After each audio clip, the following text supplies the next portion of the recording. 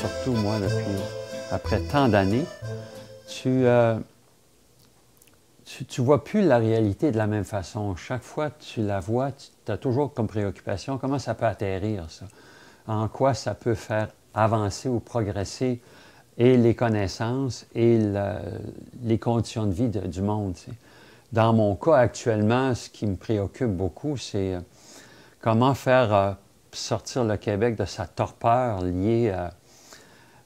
On appelle ça la défaite référendaire de 95, mais c'est sûr qu'on se les fait voler. Ouais, mais voler ou pas, l'effet politique, c'est qu'actuellement, il y a une dilution.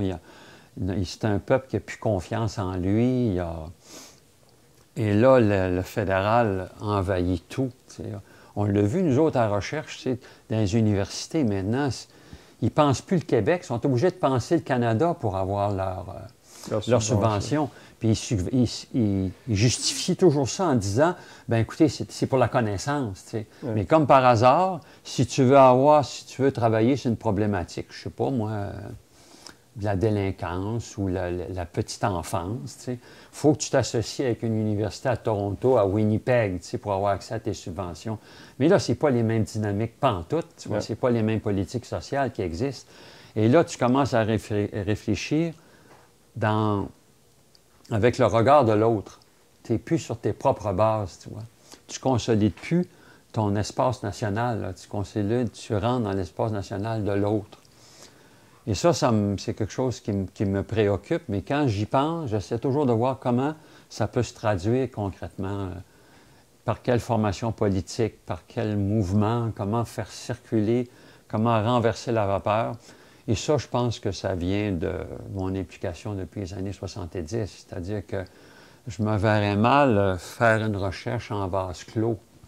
Je me vois plus... je fais toujours... C'est sûr que j'aime beaucoup la connaissance, j'aime beaucoup la littérature, mais immanquablement, il faut que ça débouche sur une réflexion comment faire avancer les choses ici. T'sais, quand je lis quelque chose sur... J'aime beaucoup Vassili Grossman, qui est un littérateur russe, voyons pas allemand, russe. Puis quand je regarde Grossman, tout de suite, nécessairement, je pense toujours à la littérature d'ici. Qu'est-ce qui se passe dans ma littérature tout le temps? Je fais des liens. Je fais des liens, mais je ramène ça toujours à qui je suis. Je sais pas, je sais qui je suis. Je suis un Québécois, je suis né ici, j'ai une histoire, je traîne la conquête. Je ne peux pas faire abstraction de ça. Il y en a qui essaient de dépasser tout ça, mais ça a laissé des traces. Hein, puis il y a un manque de confiance en nous comme peuple qu'il faut retrouver à chaque fois. Alors moi, je me raccroche tout le temps. Je repense à Miron, je pense à Perrault. On a une littérature extraordinaire, puis... J'écoute Radio-Canada, puis on nous parle de la revue Rolling Stone. C'est hallucinant. L'Action nationale a 100 ans, elle n'a pas dit un mot de ça, mais elle a parlé de Rolling Stones pendant une demi-heure. C'est complètement fou. Se faire... comment je dirais ça, non?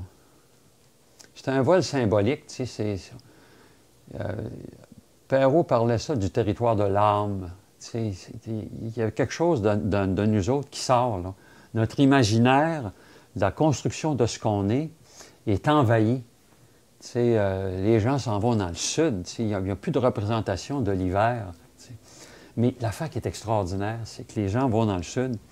Papa me contait qu'il y a des gens dans la Beauce qui n'étaient plus capables de supporter l'hiver. Alors, ils s'en allaient en Floride. Ils passaient le temps dans un centre d'achat à l'air climatisé. Mais l'air climatisé en Floride, ou dans un centre d'achat à Québec, c'est à quoi l'affaire? Mais c'est que ça dit comment ton imaginaire il est rendu ailleurs. Ouais. Tu ne penses plus ton espace dans lequel tu vis.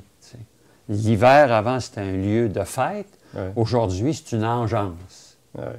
Tu écoutes la radio. « Ah, il va y avoir une tempête. Ah, il va faire froid. Il va faire froid, tu sais. Alors là, les gens, mais c'est pas neutre, ça, de rêver au sud, de rêver au chaud. Tu évacues le territoire où tu es, tu sais. Évidemment, ils viennent se faire soigner ici avec la carte d'assurance maladie, puis ils retournent après, là, mais... Il y en a un qui m'avait dit, c'est épouvantable, l'alcool, comme ça coûte cher ici. Oui, mais j'ai dit, t'as-tu essayé de te faire soigner, par exemple, quand tu étais aux États-Unis? Oui, tu verrais que c'est pas mal plus cher. Ouais, tant qu'à ça. Il n'avait pas fait le lien entre les deux. Pas fait le lien entre les deux.